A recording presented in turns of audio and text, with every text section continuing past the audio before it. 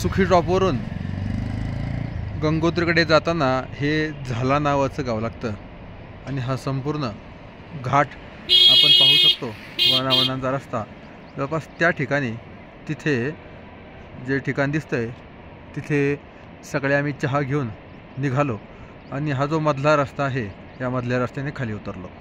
तशी सडक जी आहे तर ती अशी फिरून येते. गाडी आपण पाहू शकतो पहा, हे असं फिरून इकडे जाऊन आणि परत हा असा वळणावळणांचा रस्ता घेऊन खाली येतो आणि इथे गंगामाई आपण ओलांडतो.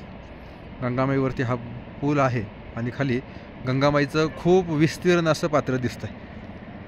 इथे खच्चरवरती वाळू नेण्याचं काम चालू दिसतंय आणि खूप मोठं असणार हे गंगामाईचं पात्र. अद्याप इकडे ऊन आलेलं नाही. समोर बर्फाच्छादित दिसणारी शिखरं. इथून गंगोत्री 30 किलोमीटर दूर आहे. पाहूयात आता कधीपर्यंत पोहोचतोय. इकडून हा येणारा रस्ता आणि आलेले हे सगळे पायी यात्रेकरू. गाड्यांची वर्दळ सुरू झालेली आहे आणि गंगामाईच्या ब्रिजवरून येताना आम्हाला खूप गार वाऱ्याचा झोत लागला. इकडे जरा बरं वाटतंय. थंडी आहे, काल पाऊस होऊन गेल्यामुळे वातावरण सगळं थंड थंड आहे. एकंदरीत सुंदर असं हे दृश्य. झाला नावाचं गाव आणि या तिघीजणी पायी यात्रे करू.